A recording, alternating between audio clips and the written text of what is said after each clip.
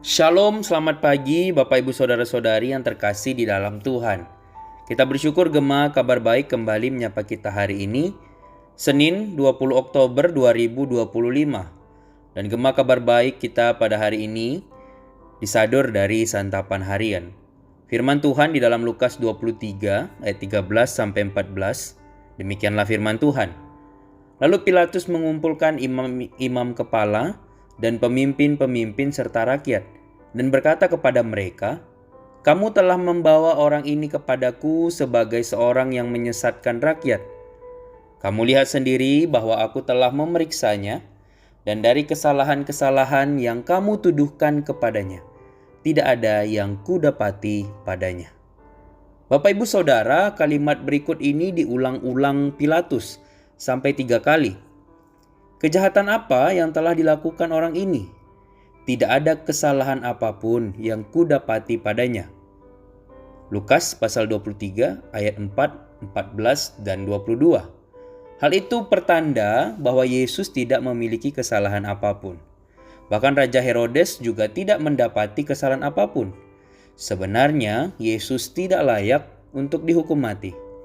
Namun kemudian ada desakan oleh imam-imam kepala dan ahli-ahli Taurat untuk menjatuhkan hukuman mati kepada Yesus. Pilatus mengabulkan permintaan mereka. Ia melepaskan Barabas, pemberontak dan pembunuh, tetapi menyerahkan Yesus kepada kemauan mereka. Bapak Ibu Saudara, disinilah letak kelemahan Pilatus sebagai seorang pemimpin.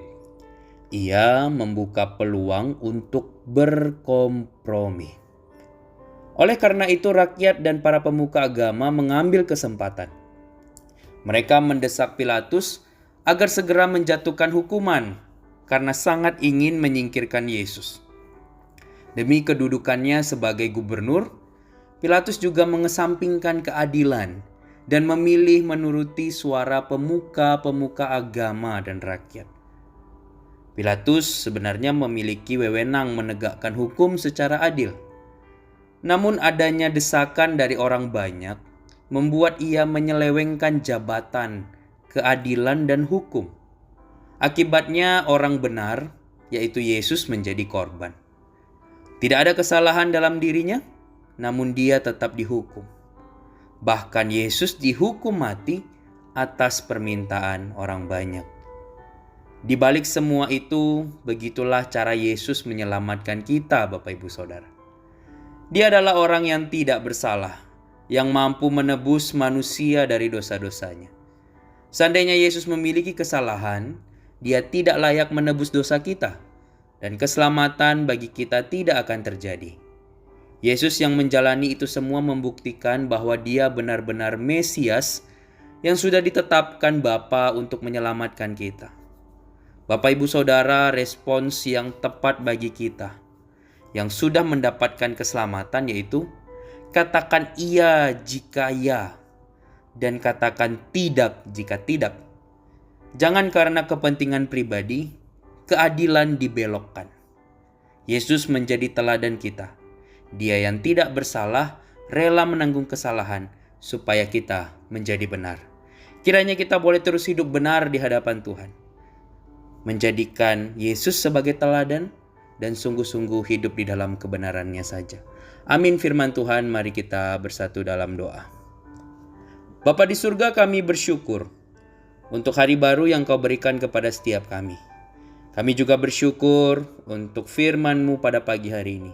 Kembali mengingatkan kami bahwa kami ini hidup hanya karena belas kasihan Tuhan.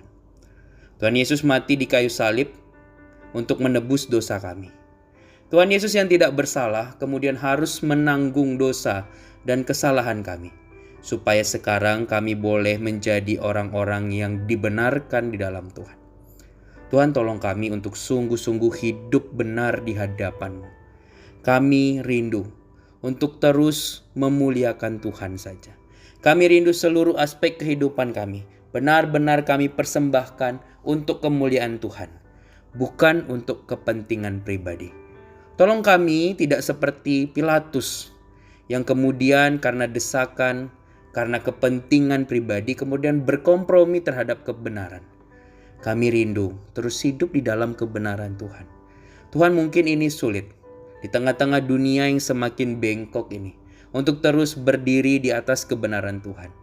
Biarlah Allah Roh Kudus memampukan kami untuk sungguh-sungguh boleh melakukan ini, sehingga sungguh Tuhan boleh terus mendapati kami menjadi orang-orang yang benar di hadapan Tuhan. Terima kasih Tuhan, kami bersyukur untuk penebusan-Mu. Kami bersyukur karena kami telah dibenarkan di dalam Engkau. Dan kami bersyukur karena sekarang kami boleh hidup benar di hadapan Tuhan. Pimpin kegiatan kami sepanjang hari ini. Kami rindu terus memuliakan Engkau dan pakai kami terus menjadi berkat bagi orang-orang di sekitar kami. Terima kasih Tuhan, ini doa kami, ini syukur kami. Di dalam nama Tuhan Yesus Kristus, Tuhan dan Juru Selamat kami yang hidup, kami berdoa dan bersyukur. Amin.